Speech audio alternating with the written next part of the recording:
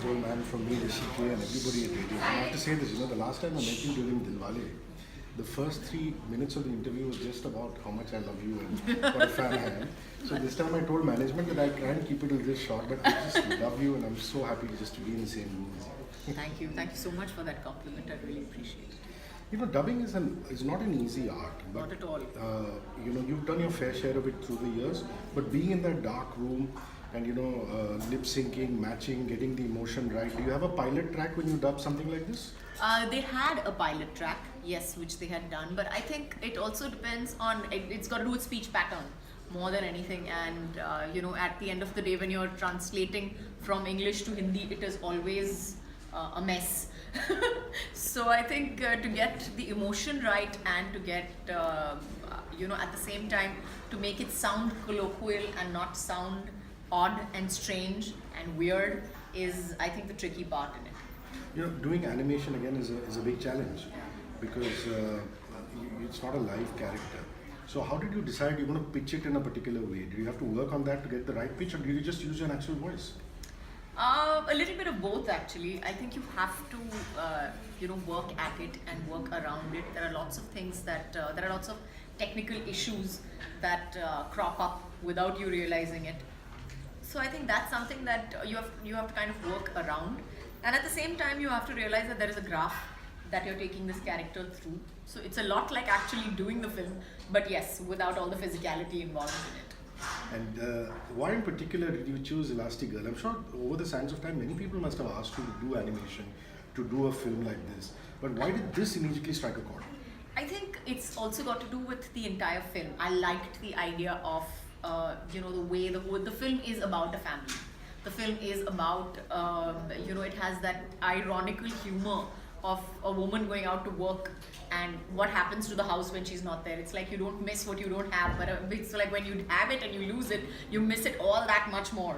So I think and it's done so humorously and so well that I thought that Elastigirl is quite an apt way of putting a new age mom, basically, of naming a new age mom. We really are elastic, we are adaptable, and we are, we bend in very, very incredible positions to get what we have to get done. So what kind of a mom are you? Ajay seems to be great with the kids. Even though he has a serious brooding image and things like that.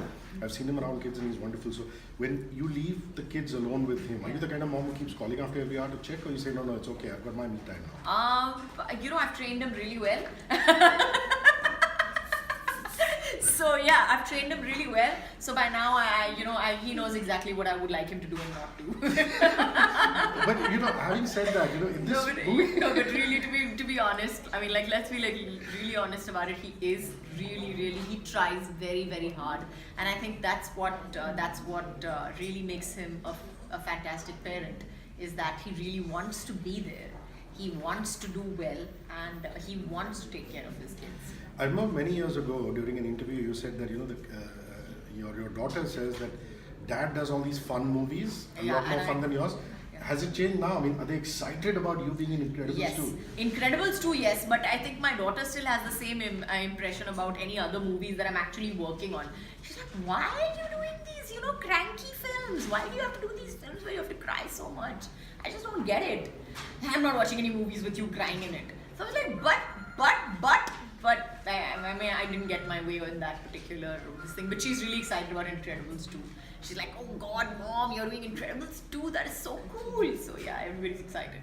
Also, what I love about Incredibles 2 is there's a dynamic between the husband and the wife, but the husband and the wife themselves are superheroes. He's a superhero, she's a superhero. Yeah. And in that aspect, even both you and your husband are celebrities, Yeah. So, is there a beautiful moment? Like this film has so many beautiful moments between him and her. Yeah. She's calling and she says, what are they doing? And he's saying, I'm doing this, and actually they're jumping around. Yeah. Do you remember a beautiful moment in your marriage?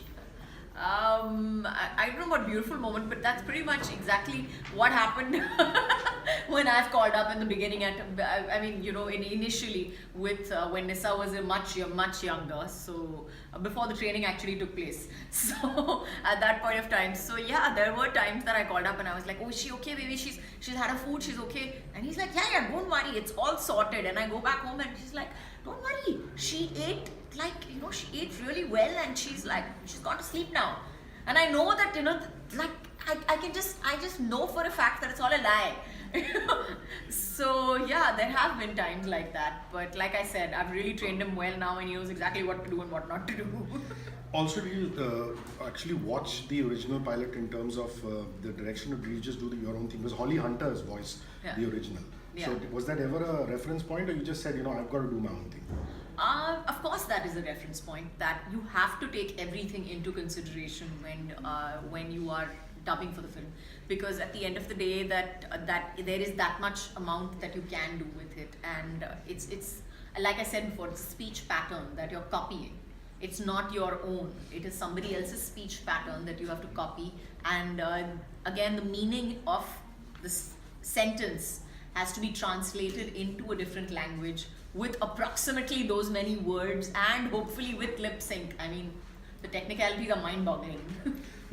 I also like the fact that there is a whole marketing campaign. There's this wonderful video I just saw before I came in, where you're going into the dubbing room and you're about to go in and you say something incredible is going to happen. Yeah. That, and then they've taken a track from Chiller Party, Yeah. which is Tai Tai Face, and they've made a video out Yeah. of it.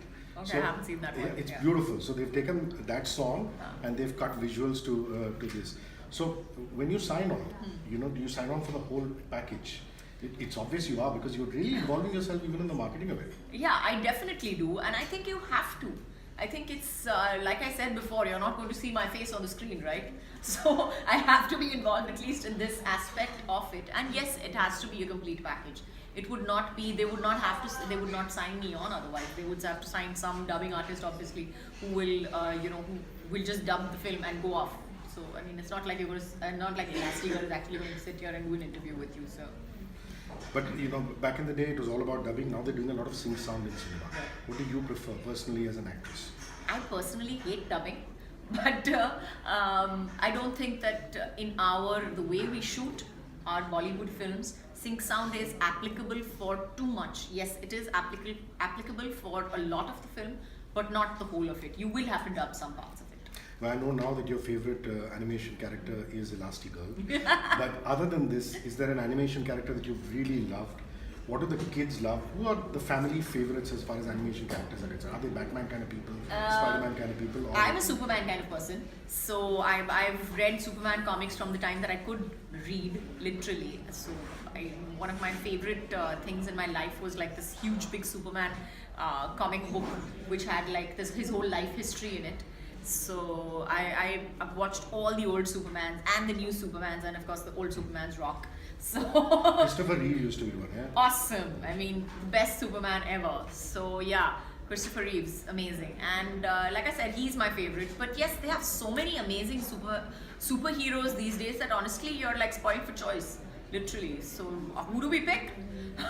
But your daughter and son, who do they gravitate towards? They gravitate towards all the newer superheroes. I wouldn't say newer because they're still old, thousands of years old, but yeah, the newer superheroes. So yeah, they're into more the Avengers kind and stuff like that. Yeah. It's 20 years since Kuch Kuch Hota Hai. That was 1998. It's 2018. Wow. And what a year it was for you. On your Twitter feed, you've shared a poster of Dushman.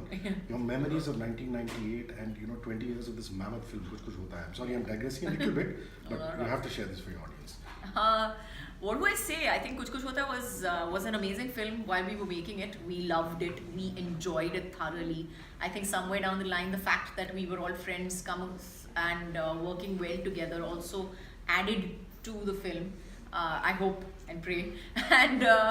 And of course the fact that we have such incredible memories and we have such incredible relationships. Beyond that, they've carried on past the film, and we're all still friends. So yeah. As a parent, when children are watching animation, there are mixed views. Some people turn around and say, oh my God, Tom and Jerry is very violent. Why should children get used to the superhero idea? I mean, I as a parent personally, I really encourage it.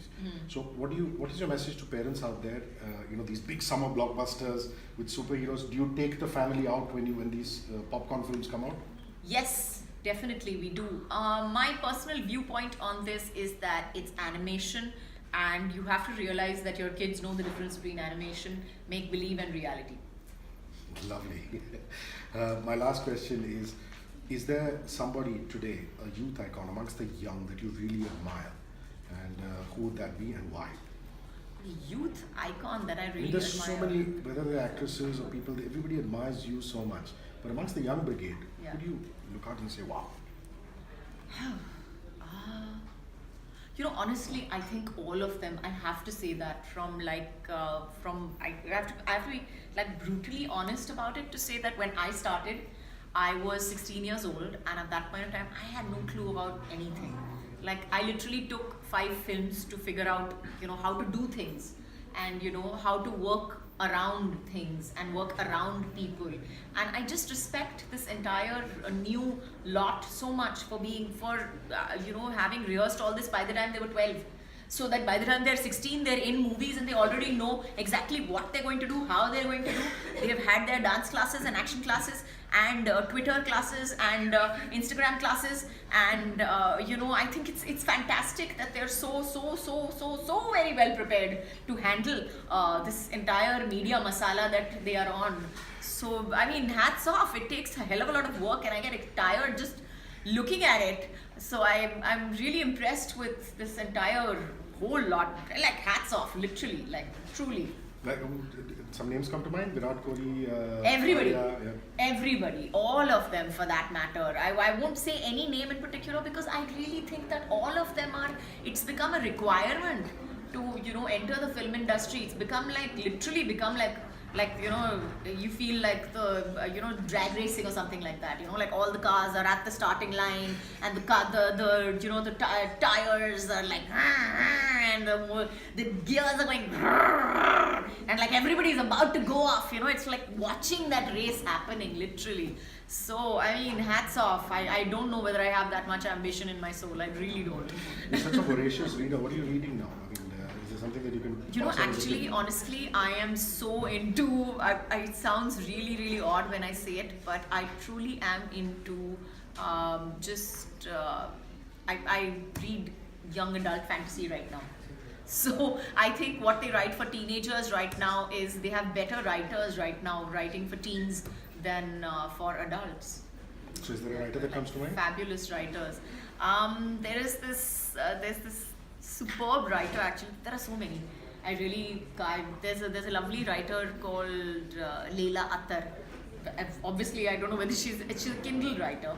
So there are some amazing writers called I forget the names right now. I've read like 1-2 books of them, but like the whole series that they're writing right now, all the writers that are writing for teens right now, I feel somewhere down the line they write just better, more engrossing series than what they're writing for adults these days. Did you take the incredible script to read home? I mean, just I didn't. I'd rather watch the movie. Why would I take the script home? Radio people will always put you on the spot before they say bye. A monsoon song. It could be English, Hindi, anything. A monsoon song that you like, which is on your phone, and the rains are here, finally. So what's a song that gets you there? I don't know. देखो जरा देखो बरछा की घड़ी Thank you so much. Thank you very much. Thank you, my pleasure.